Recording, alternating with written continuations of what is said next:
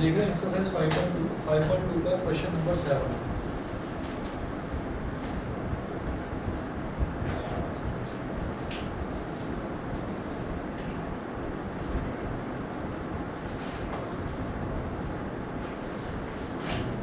का question number 7। तो question number 7 में हमको दे रखा है 2√cot(x²). ठीक है, तो जो भी हमको फंक्शन दे रखा है उसको हम एफ एक्स मान लेंगे। हम यहाँ पर कहेंगे F x.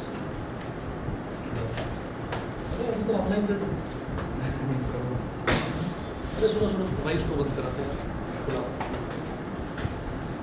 F x is equal to 2√cot(x²).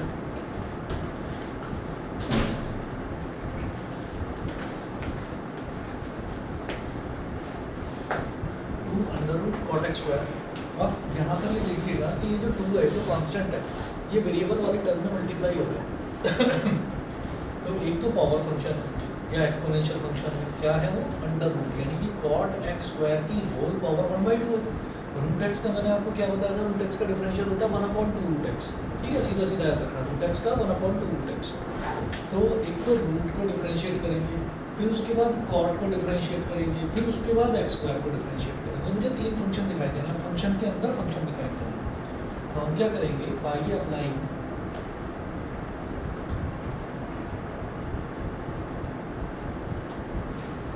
Chain rule of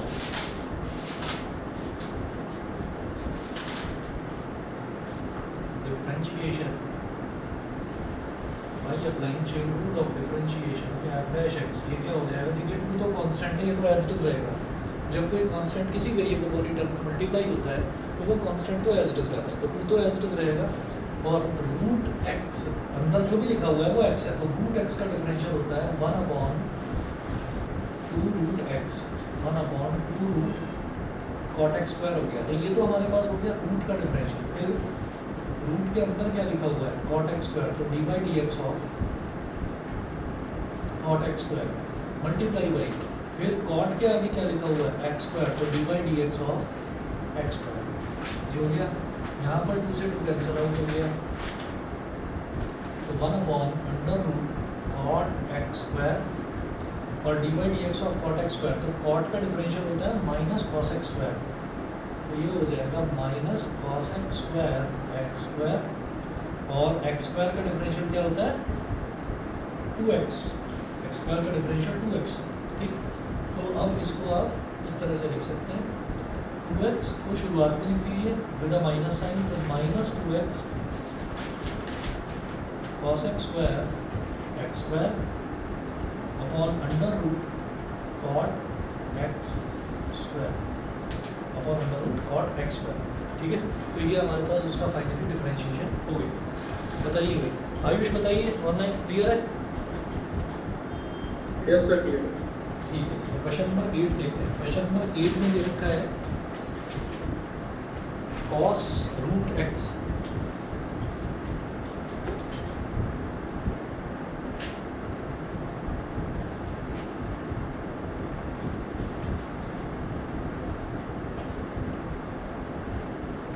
question number 8 में दे रखा है cos√x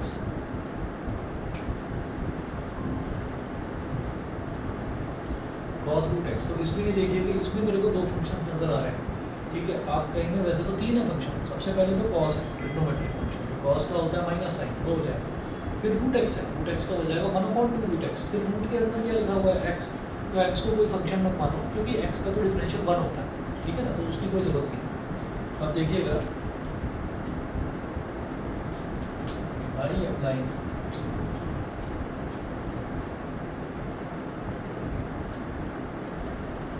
चेन रूल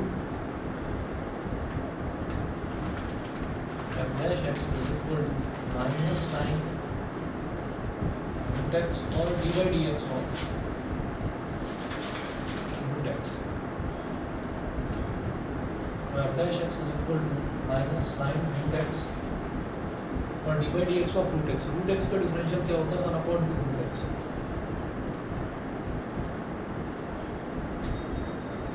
ये हो जाएगा minus sine √x upon 2√x, minus sine √x upon 2√x। ठीक है, चलिए जी, तो ये तो सारे डिफरेंशिएशन के क्वेश्चंस हुए। अब इसके बाद आप ये देखिएगा कि दो क्वेश्चंस इसमें दे रखे हैं और नई वाली बुक में देखना दे रखा है ना, क्वेश्चन नंबर 9 और 10, ये दो क्वेश्चंस दे रखे हैं और बहुत टाइम से ये जो है डिफरेंशिएबिलिटी वाला पूछा नहीं गया पेपर में, लेकिन फिर भी दो ही क्वेश्चंस हैं, तो ये दो क्वेश्चंस हम कर लेते हैं।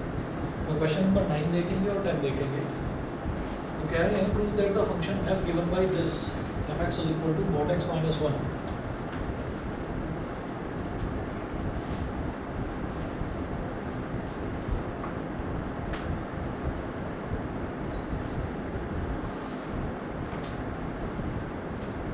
क्वेश्चन नंबर 9 है prove that the function f given by f(x) is equal to 2 देखिएगा 2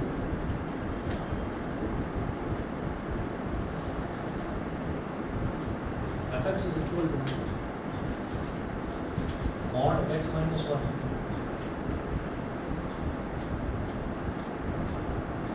x belongs to R मतलब real number is not differentiable at x is equal to 1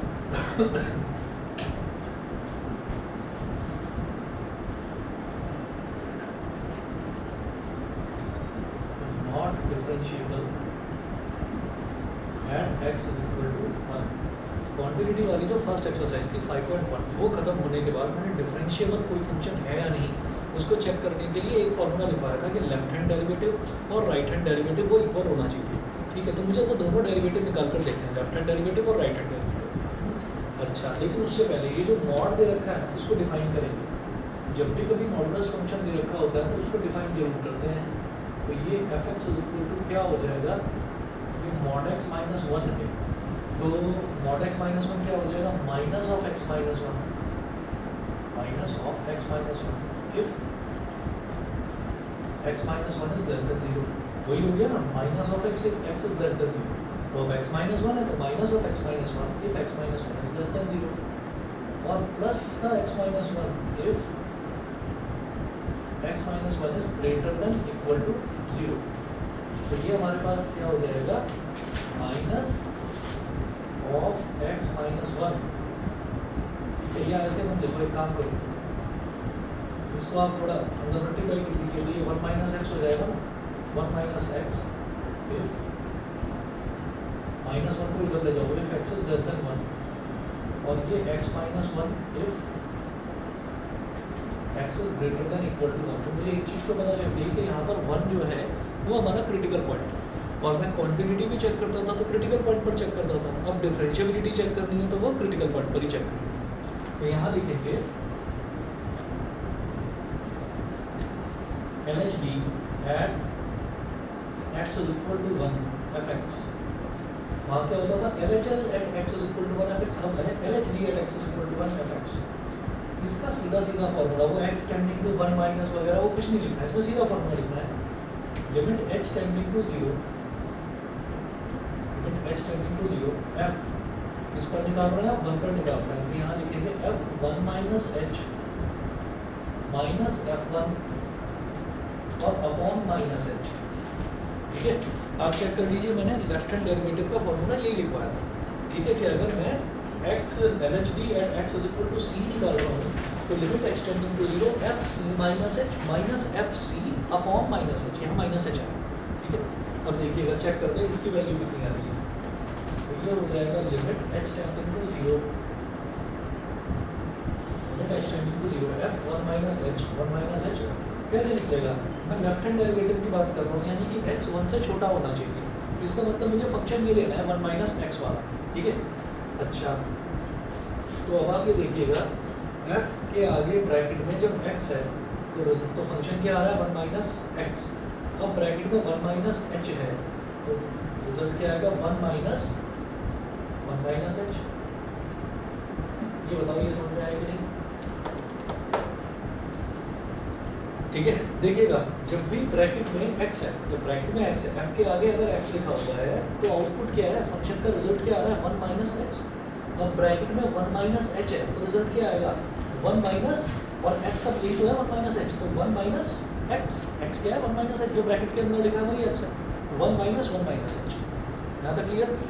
ठीक है, अच्छा इसके बाद माइनस f1 क्या है, फिर वही बात कि भाई ब्रैकेट में x लिखा हुआ है तो 1 माइनस एक्स, अब ब्रैकेट में 1 लिखा हुआ है तो 1 माइनस 1, बस x की जगह 1, यहाँ लिखिएगा 1 माइनस 1 अपॉन में माइनस h। ठीक, आगे चलते हैं। लिमिट h टेंडिंग टू 0, अब ये एक्सपेंड करेंगे 1 माइनस 1 और माइनस माइनस प्लस का h, इधर 1 माइनस 1 0 हो गया, minus 0 upon minus h plus 1 minus 1 cancel out हो गया, तो क्या बन गया लिमिट h टेंडिंग टू 0, इधर न्यूमरेटर में प्लस का h, डिनोमिनेटर में माइनस का h से h कैंसिल आउट हो गया तो 1 अपॉन माइनस 1। ठीक है, तो अब h रखने की जगह ही नहीं बची भाई, h से h कैंसिल आउट हो गया तो h रखने की जगह नहीं बची, तो कांस्टेंट फंक्शन है, रिजल्ट क्या आ गया 1 अपॉन माइनस 1 इज माइनस 1, तो लेफ्ट हैंड डेरिवेटिव आ गया माइनस 1। समझ गए? ठीक है भाई, लेफ्ट हैंड डेरिवेटिव माइनस 1 आ गया। अब राइट हैंड डेरिवेटिव निकालेंगे। राइट हैंड डेरिवेटिव का देखिएगा फॉर्मूला क्या था,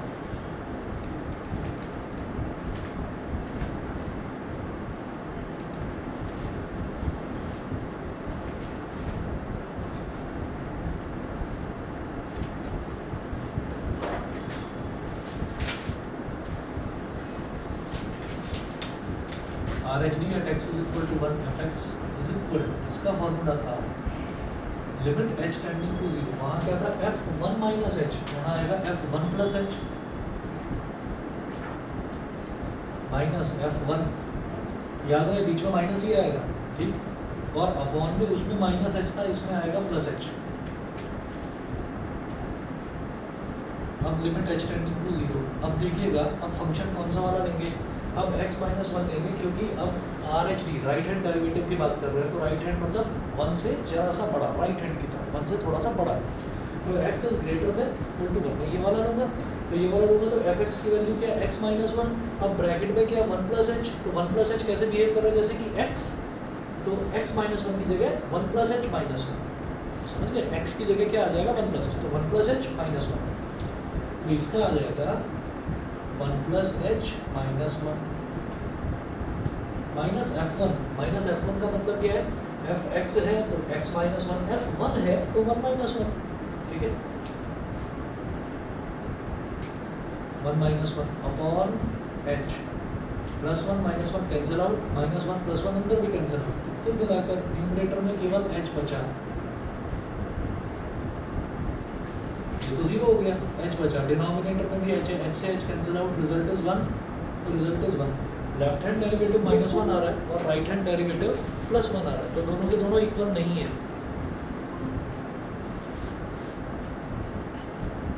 it implies that LHD at x is equal to 1 fx is not equal to RHD at x is equal to 1 fx. So fx is not differentiable at x is equal to 1, fx जो है वो x is equal to 1 पर differentiable नहीं है। तो एक तो differentiability का ये क्वेश्चन था और एक ही और दे रखा है, तो ये वाला क्वेश्चन भी देख लेते हैं। ये इन्होंने दिया है ग्रेटेस्ट इंटीजर फंक्शन का क्वेश्चन, तो इसको कैसे करेंगे ये देखिए। Prove that the greatest integer function defined by fx is equal to this, मतलब स्क्वायर ब्रैकेट के अंदर x यानी कि GIF ऑफ x बोल देते हैं इसको, x is greater than 0 and less than 3 is not differentiable at x is equal to 1 and x is equal to 2. Question number 10.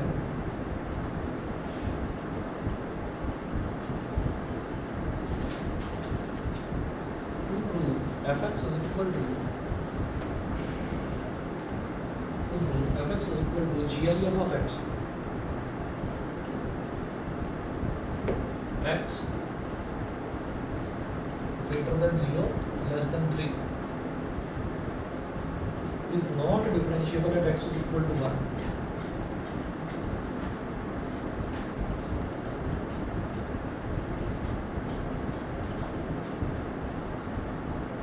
Is not differentiable at x is equal to 1 and x is equal to 2. तो ये x is equal to 1 और x is equal to 2 दोनों पर ही differentiable नहीं है, ये prove करना है। पहले लिखेंगे at x is equal to 1, तो एक्स इज इक्वल टू 1 पर पहले चेक करते हैं। तो अभी फंक्शन तो मेरे पास बस एक ही है, GIF ही है ना, तो बस स्क्वायर ब्रैकेट में एक्स ये लिखो। तो LHD सबसे पहले करेंगे LHD at x is equal to 1 fx is equal to limit h tending to 0 f इस पर निकाल रहे हैं 1 पर निकाल रहे हैं, तो f1 minus h minus f1 upon minus h limit h tending to 0 f1 minus h का मतलब क्या भाई, फंक्शन एक ही दे रखा है, फंक्शन एक ही दे रखा है GIF ऑफ x। तो GIF यानी कि स्क्वायर ब्रैकेट के अंदर बस 1 माइनस h रख दीजिए। उसमें तो चेक करना पड़ रहा था कि भाई ऊपर वाला लेना है या नीचे वाला लेना है।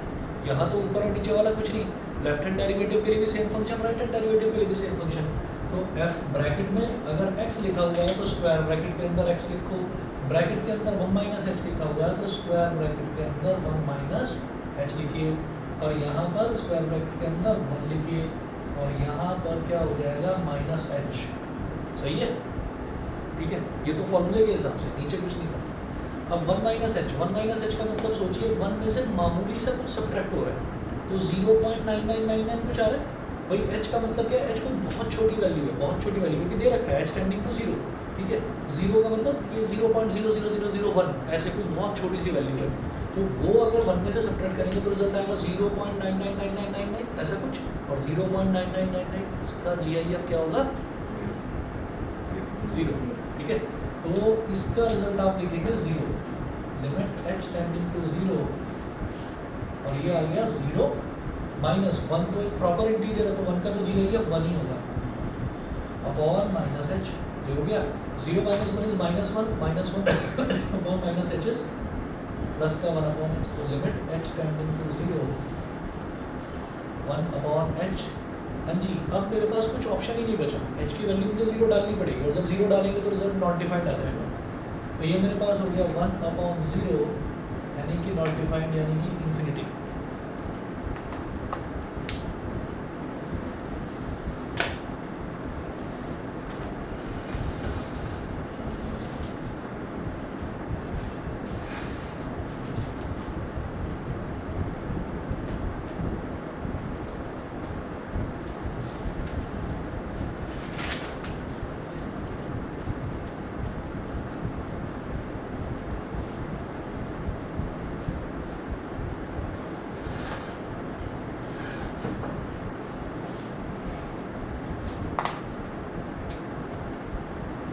RHD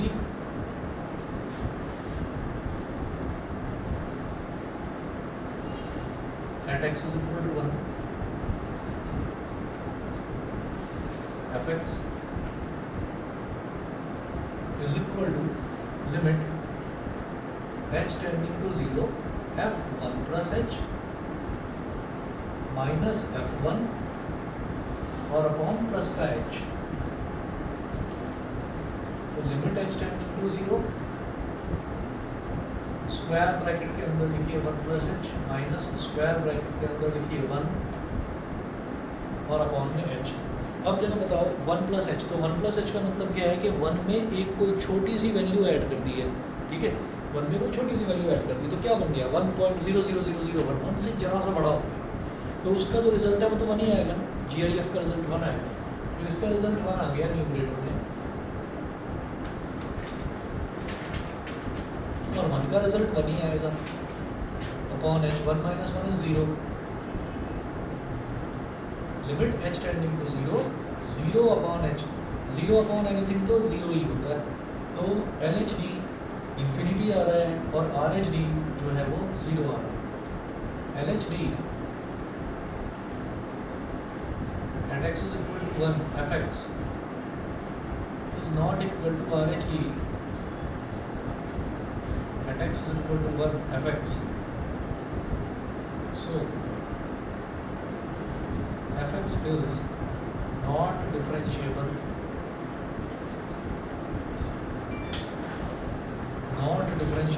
at x is equal to 1, ठीक है। अब x is equal to 2 पर डिफरेंशिएबिलिटी आप लोग x is equal to 2 पर डिफरेंशिएबिलिटी चेक करिए, 5 मिनट में आप हाँ एक्स इज इक्वल टू 2 पर सभी का नोटबुक चेक करूँगा, एक्स इज इक्वल टू 2 पर जरा निकालो एल एच डी और आर एच डी। अभी आ रहा हूँ 2 मिनट में।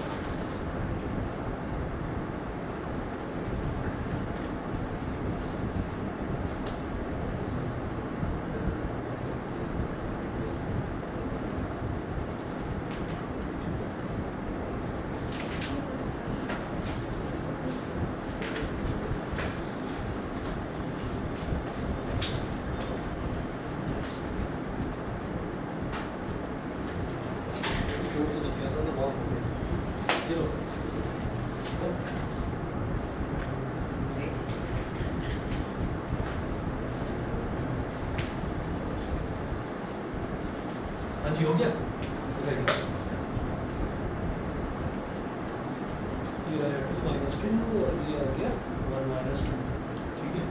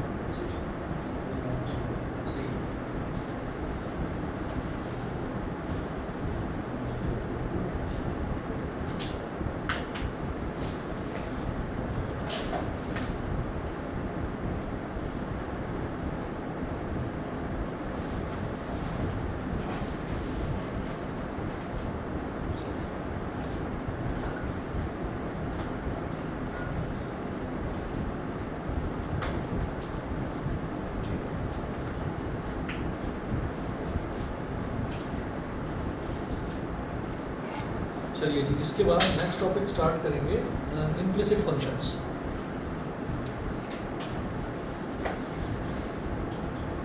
अब डिफरेंशिएबिलिटी के बस ये दो ही क्वेश्चन अवेलेबल थे, और ज़्यादा क्वेश्चंस है नहीं। पिछले 10 साल के उसमें भी देखेंगे तो भी नहीं है।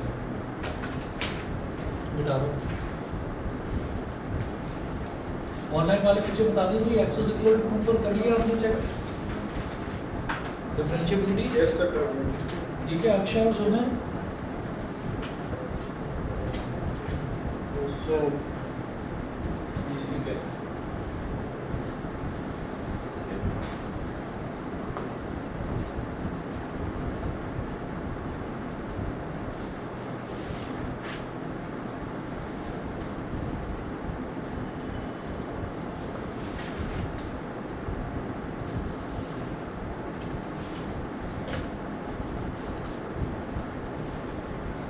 हेडिंग डालिएगा derivatives of implicit functions.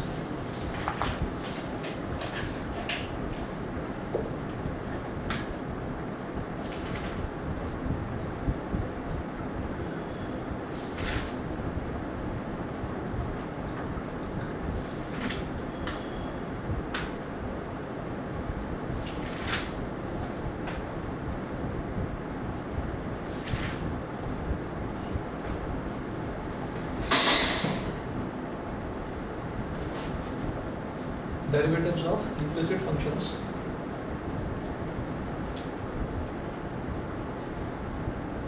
implicit function का मतलब ये है कि जहाँ पर y और x दोनों ना मिक्स करके दे रखे हो, कहीं ऐड करके दे रखा हो, कहीं मल्टीप्लिकेशन दे रखा हो x का भी और y का भी। अभी तक जो हम फंक्शन देख रहे थे उसमें सिर्फ x ही x नज़र आ रहा था, कहीं पर y नहीं था। तो वो देखते हैं। मैं सीधा एग्जाम्पल से स्टार्ट करता हूँ। एग्जाम्पल नंबर 24 देखिएगा।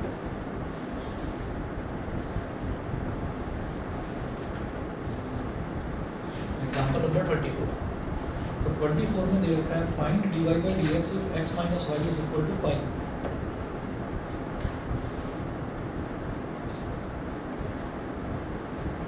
Find dy by D X if x minus Y is equal to pi.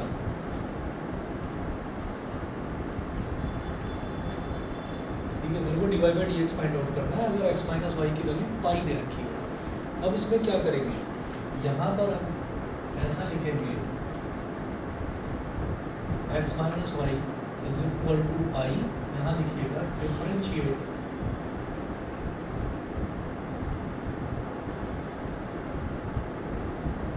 Differentiate both sides with respect to x। कभी भी आपको ऐसी इक्वेशन दे रखी हो तो आपको क्या करना है, उसको दोनों तरफ डिफरेंशिएट करना है विद रिस्पेक्ट टू x। तो ऐसे लिखेंगे D by D x of x minus Y is equal to D by D x of pi. और हम बचपन से करते आ रहे हैं कि अगर एक इक्वेशन है, इक्वेशन में दोनों तरफ सेम टाइप का ऑपरेशन में लगा सकते हो, दोनों तरफ सेम टर्म ऐड कर सकते हैं, सेम टर्म का डिफरेंशिएशन करा जा सकता है, एडिशन करा जा सकता है, सब्ट्रैक्शन, स्क्वायर रूट, वो सब कुछ हम कर सकते हैं। तो सेम इसी यहाँ पर भी ये दोनों तरफ हम डिफरेंशिएशन कर सकते हैं। अब क्या होगा, d by D x of x minus d by D x of y और d by D x of pi. Pi क्या है, पाई तो एक कॉन्स्टेंट है। कॉन्स्टेंट जब अकेला लिखा रहता है तो उसका डिफरेंशियल क्या हो जाता है, जीरो। ये जीरो हो गया। D by D x of x मतलब आपको एक्स का डिफरेंशियल निकालना है, डेरिवेटिव निकालना है एक्स के रिस्पेक्ट में, तो वो बना आएगा। वैसे भी देख लो d by D x of x, ठीक है, ये मैं वैसे ही नहीं कह रहा हूँ, तो कैसे नहीं कह रहा हूँ, होता है ऐसे ही कि d x upon d x वो वन ही होगा, डी एक्स से डी एक्स कैंसिल आउट हो जाएगा, ये वन हो गया। Minus d y by D x, ये क्या हो जाएगा, d y by D x is equal to zero. Minus d y by D x को इधर ले आओ तो one is equal to d y by D x. समझ गए? तो d y by D x की वैल्यू हमारे पास वन है। तो आपको ऐसे करना है, कहीं पर अगर मल्टीप्लाई हो रहा होगा तो वहाँ पर भी देखेंगे, वहाँ प्रोडक्ट रूल लग जाएगा। ठीक है, ऐसे करना है, d y by D x की वैल्यू ये आ गई। आगे चलते हैं। ये एग्जाम्पल नंबर 24 था। एग्जाम्पल 24 के बाद में देखेंगे एग्जाम्पल नंबर 25। ठीक है, और जैसे x में हम लगाते आ रहे हैं product rule, quotient rule, chain rule, वो सब कुछ y में भी लगेगा। ठीक है, बस y का डिफरेंशियल तो मुझे पता नहीं होगा ना, तो मैं y के डिफरेंशियल को d y by D x लिखूँगा। ठीक है, जैसे ये y का डिफरेंशियल था तो मैं उसको d y by D x लिखूँगा। देखिए एग्जांपल नंबर 25 में है find dy by D x, find dy by D x if y plus sin y is equal to cos x, if y plus sin y is equal to cos x, ठीक है। तो अब मेरे को equation क्या दे रखी है, y plus sin y is equal to cos x।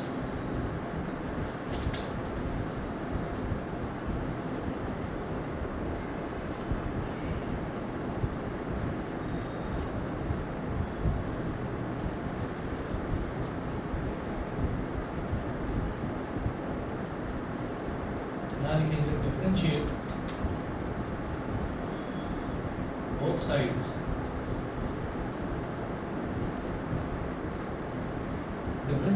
sides with respect to x, तो दोनों तरफ आप x के रिस्पेक्ट में डिफरेंशिएट कर दीजिए। तो ऐसा लिखेंगे D by D x of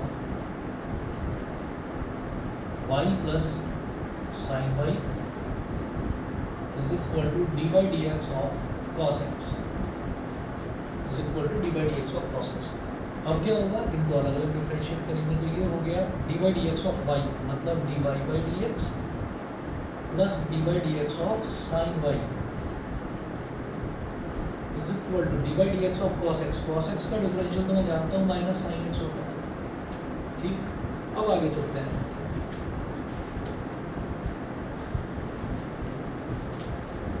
अब ये तो d y by D x ही रहेगा, लेकिन क्या यहाँ पर चेन रूल लगेगा, यहाँ पर चेन रूल लगेगा, लगेगा क्योंकि सबसे पहले दे रखा है ट्रिग्नोमेट्रिक फंक्शन यानी कि साइन, तो साइन का डिफरेंशियल क्या हो जाएगा कॉस, ठीक है। फिर अगला फंक्शन साइन किसका दे रखा है, वाई का, तो वाई का डिफरेंशियल क्या होगा d y by D x, ठीक है। और सेम काम यहाँ पर भी हुआ है, यहाँ पर भी हुआ है। यहाँ पर क्या है कि सबसे पहले कॉस ट्रिग्नोमेट्रिक फंक्शन दे रखा है, तो कॉस का डिफरेंशियल हो गया माइनस साइन, आगे जो लिखा हुआ वो एज इट इज आ जाएगा minus cos x multiply by x का डिफरेंशियल, एक्स का डिफरेंशियल तो 1 ही होता है, ठीक है। तो वही काम हम यहाँ पर करेंगे। ये तो d y by D x हो गया, ये तो d y by D x हो गया, ये तो एज इट इज रहेगा, इसमें कुछ और नहीं करा जा सकता। अब साइन का डिफरेंशियल करेंगे तो साइन का डिफरेंशियल होता है कॉस, तो ये बन जाएगा cos y multiply by d by D x of y is equal to minus cos x, sorry minus sine x. हमारा क्या टारगेट है, हम तो d y by D x निकालना चाहते हैं। तो यहाँ पर मुझे दो टर्म दिखाई दे रही है, d y by D x plus cos y d y by D x, तो d y by D x common ले लो, तो ये हो गया d y by D x हमने कॉमन ले लिया। जब d y by D x common ले लिया तो यहाँ क्या बचेगा 1 प्लस यहाँ क्या बचेगा cos y is equal to minus sine x. तो d y by D x is equal to minus sine x upon 1 plus cos y, d y by D x is equal to minus sine x upon 1 plus cos y, ठीक। तो ये हमारा example number 25 हो गया। अब example 26 देखना, नई book में भी दे रखा है, derivatives of inverse trigonometric functions कैसे करके दे रखा है, नहीं बल्कि, ठीक है।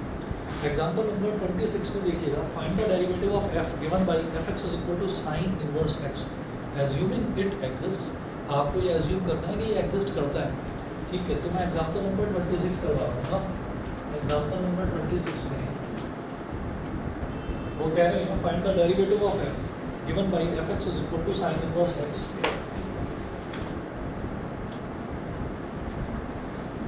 fx is equal to sine inverse x, मेरे को इसका डेरिवेटिव निकालना है साइन इनवर्स x का। अब हमने लिस्ट बनाई थी पूरे फॉर्मूले की, उसमें साइन इनवर्स x का हमारे पास डेरिवेटिव था 1/√1 माइनस एक्स स्क्वायर, ठीक है।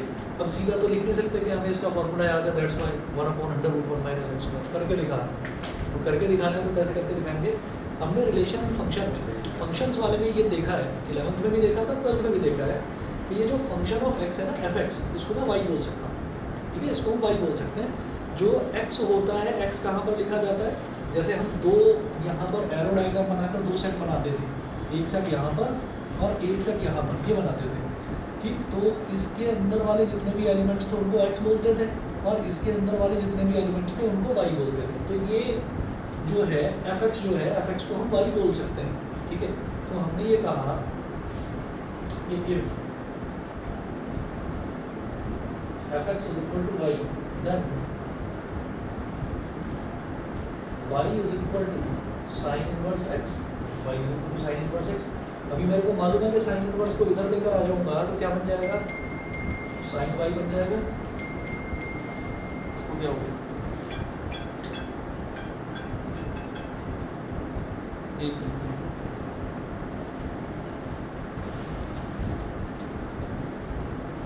साइन इनवर्स को इधर ले आएंगे तो ये हो जाएगा sine y is equal to x, ठीक है। अब लिखिएगा differentiate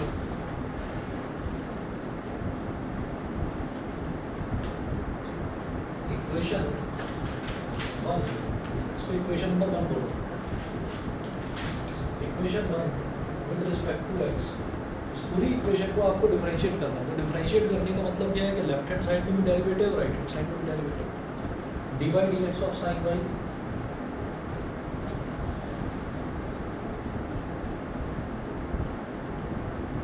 is equal to D by D x of x. अभी साइन वाई का डिफरेंशियल क्या होगा जरा बताइए, साइन का क्या हो जाएगा कॉस वाई और फिर वाई का क्या हो जाएगा d y by D x is equal to x का डिफरेंशियल क्या हो जाएगा 1। अब ठीक है, ठीक है। अब आप ये देखिएगा कि उन्होंने बोला है कि आपको ये जो f x is equal to sine inverse x दे रखा है, आपको इसका डेरिवेटिव निकालना है। इसका डेरिवेटिव होगा क्या, एफ एक्स का डेरिवेटिव एफ डैश एक्स होगा, उसी को तो d y by D x बोलते हैं। तो मुझे d y by D x निकालना है। D y by D x क्या निकलेगा, कॉस वाई को इधर भेजा, d y by D x is equal to 1 cos y। इसको बोलिए इक्वेशन नंबर 2, ठीक है।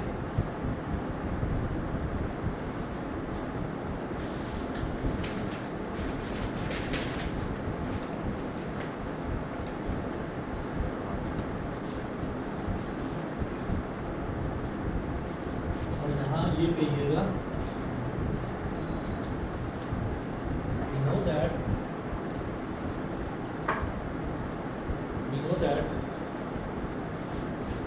sin square y plus cos square y is equal to 1.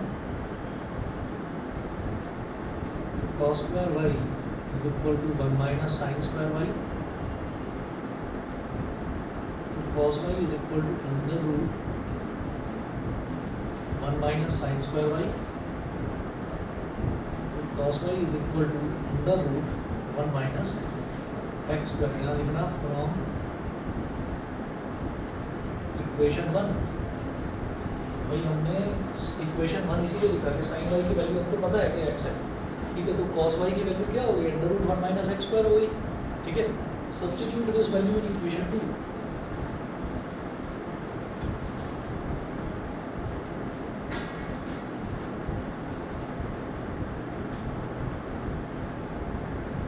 इस वैल्यू को इक्वेशन नंबर 2 में सब्स्टिट्यूट करिए तो d y by D x is equal to 1 upon cos y की value under root 1 minus x square, ठीक है। यही तो होता है साइन इनवर्स एक्स का derivative 1 upon under root 1 minus x square. तो कभी भी आपसे इनवर्स ट्रिग्नोमेट्रिक फंक्शन का डेरिवेटिव करने के लिए पूछा जाए तो उस इनवर्स ट्रिग्नोमेट्रिक फंक्शन को y के बराबर मान, ठीक है। फिर जब उसको y के बराबर मान लिया फिर उसको ट्रिग्नोमेट्रिक फंक्शन में कन्वर्ट करिए। देखिए हमने माना ना इसको y is equal to sine inverse x, trigonometric function में कैसे कन्वर्ट हुआ, साइन इनवर्स इधर आ गया तो sine y is equal to x हो गया। अब इसको डिफरेंशिएट करिए, जब इसको डिफरेंशिएट करेंगे d y by D x आएगा तो d y by D x y के टर्म्स में आएगा, और जब वो वाई के टर्म्स में आएगा तब उसको आप कन्वर्ट करके एक्स के टर्म्स में लिखना। समझ गए, क्लियर है। चलिए जी, ऑनलाइन वाले तीनों बच्चे बताएं भाई क्लियर है।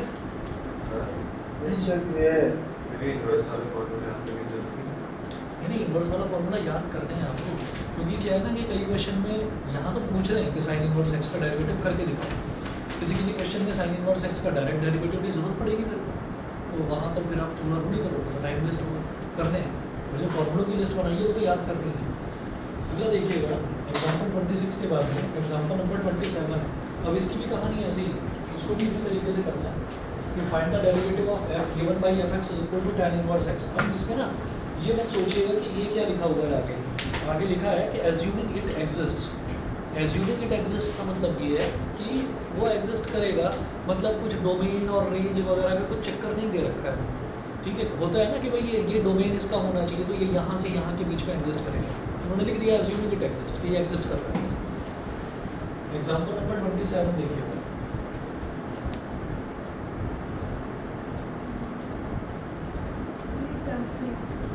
नहीं दे रखा पेपर में, तो इसमें दे रखा है, इसमें दे रखा है fx is equal to tan inverse x, sin inverse x दे रखा था बस।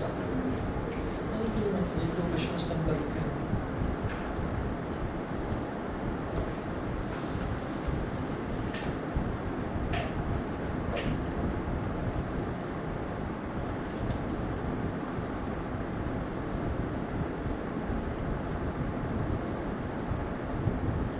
एक्सरसाइज आया है भाई भी क्या कितने एक्सरसाइज आया है नहीं वाली कितनी है बताना। 5.6 तक फिर मिस्टेनियस होगी। 5.6 तक ही है पक्का, 7 भी है ना, देखो भाई 5.7 तक आ रहा है और मिसलेनियस, ठीक है। Okay, y is equal to tan inverse x। अब ये जो tan इनवर्स है, इस tan इनवर्स को इधर ले आए, ये क्या हो जाएगा tan y is equal to x, इसको बोल दिया equation number 1। Inverse trigonometric function में कन्वर्ट हो गया, तो tan y is equal to x आ गया। तो डिफरेंशिएट कर दीजिए, डिफरेंशिएट इक्वेशन 1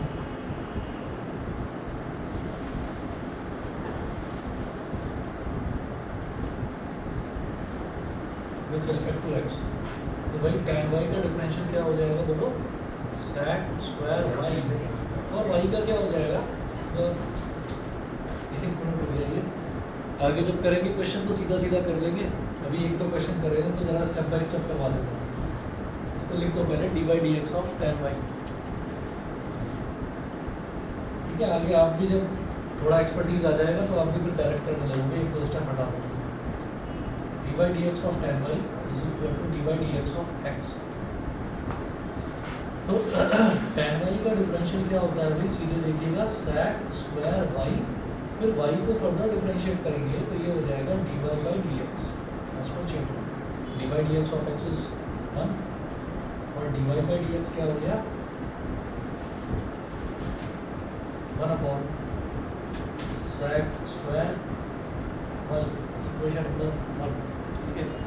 अच्छा, अब हम ये जानते हैं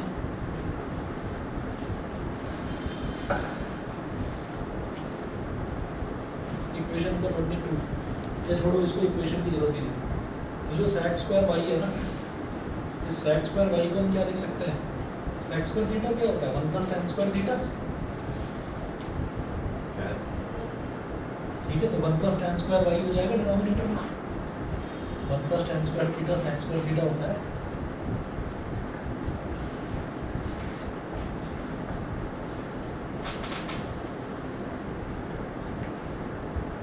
dy by dx is equal to 1 upon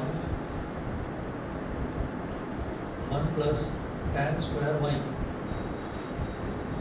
dy by dx is equal to 1 upon 1 plus tan square y। तो tan square y क्या हो जाएगा, tan का tan y का whole square plus x square, 1 upon 1 plus x square, ये हो गया।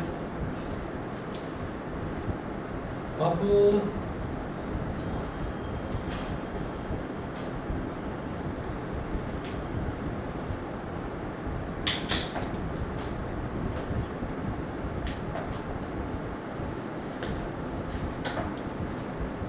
Question number 1 2 3 4 5 1 2 3 4 5 ये सारे छोड़ रहा हूँ, सीधा क्वेश्चन नंबर 6 करवा रहा हूँ। एक्सरसाइज 5.3 का 1 से लेकर 5 तक आप करेंगे, क्वेश्चन नंबर 6 से ही आपको आइडिया लग जाएगा कि वो 1 से लेकर 5 तक कैसे करें। तो क्वेश्चन 6 करवा रहा हूँ, exercise 5.3।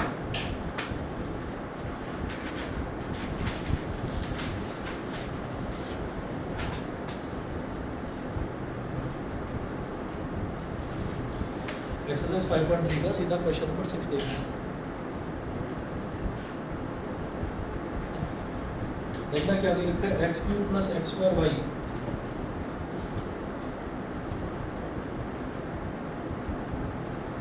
X cube plus x square y plus x y square plus y cube is equal to 81। लिखिएगा डिफरेंशिएट को शॉर्ट में डिवाइड वाला फिक्स करो, डिफरेंशिएट बोथ साइड्स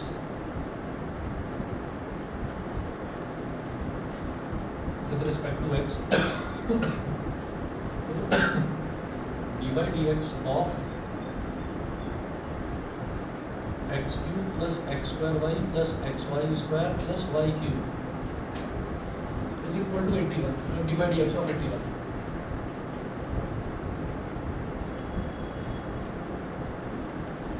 तो अब ये देखिएगा कि इसमें क्या करेंगे भाई, एक्स क्यूब का डिफरेंशियल क्या हो जाएगा 3x स्क्वायर, सबका अलग अलग कर रहा हूँ 3x स्क्वायर, ठीक है, ऐसे लिख दो पहले अलग अलग, d by D x of x cube plus d by D x of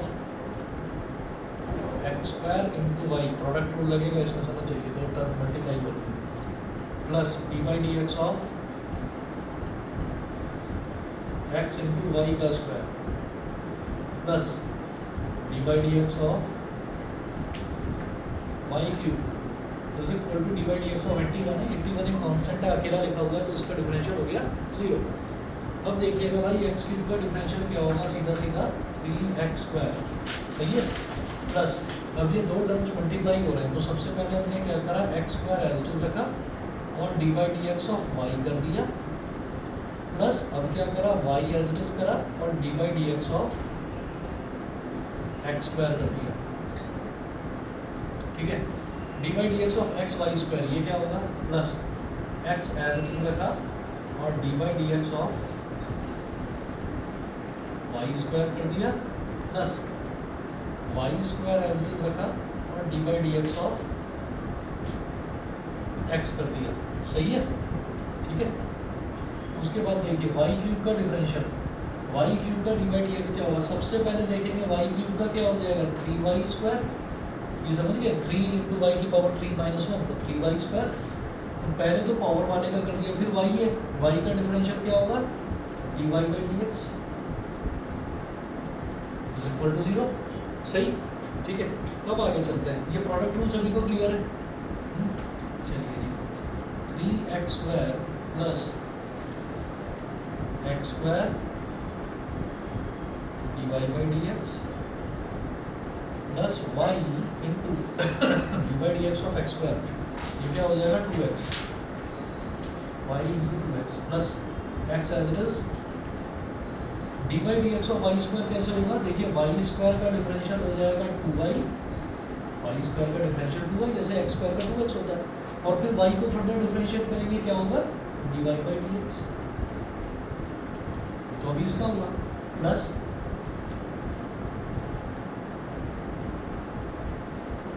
y square as it is और d by D x of x is 1 plus 3y square into d y by D x is equal to 0।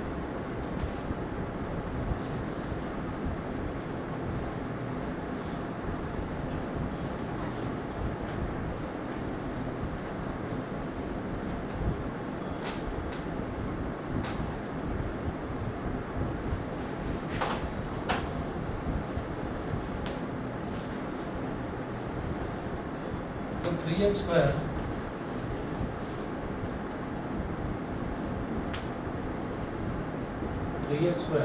Plus x square d y by D x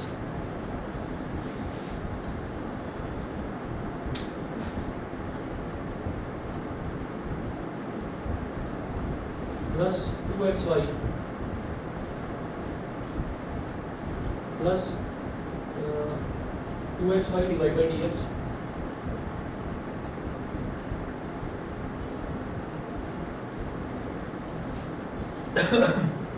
plus y square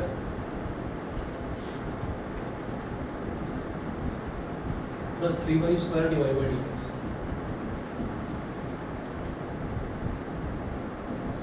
equal to 0। अब क्या करना है, तो dy by dx के अलावा वाली जितनी भी टर्म्स है सबको राइट हैंड साइड में ले जाओ। ठीक है, dy बाई dx के अलावा वाली जितनी भी टर्म्स, तो dy बाई dx वाली एक टर्म ये है, दूसरी टर्म ये है, तीसरी टर्म ये है, इन तीनों को यही रोकेंगे, लिखेंगे ऐसे dy बाई dx कॉमन ले लेंगे, ब्रैकेट में क्या बचा x² plus 2xy plus 3y²। ठीक है, dy बाई dx वाली, और बाकी सारी टर्म्स है हमको राइट हैंड साइड ले जाएंगे तो सारी की सारी टर्म प्लस की है, तो सब नेगेटिव की हो जाएगी, तो माइनस कॉमन लेकर सीधा लिखिएगा 3x² plus 2xy plus y²। आप समझ गए, लेकिन तीनों ही टर्म उधर जाकर नेगेटिव की हो जाएगी, तो मैंने साथ साथ ही नेगेटिव कॉमन ले लिया और अंदर एडिशन कर दिया, सबको प्लस प्लस करके लिख दिया। अभी dy बाई dx में ये पूरा ब्रैकेट मल्टीप्लाई हो रहा है, इधर चला जाएगा, dy by dx is equal to minus of 3x² plus 2xy plus y² upon x² plus 2xy plus 3y²।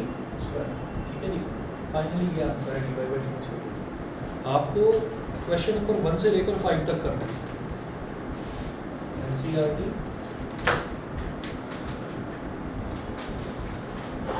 Homework है, एक्सरसाइज 5.3।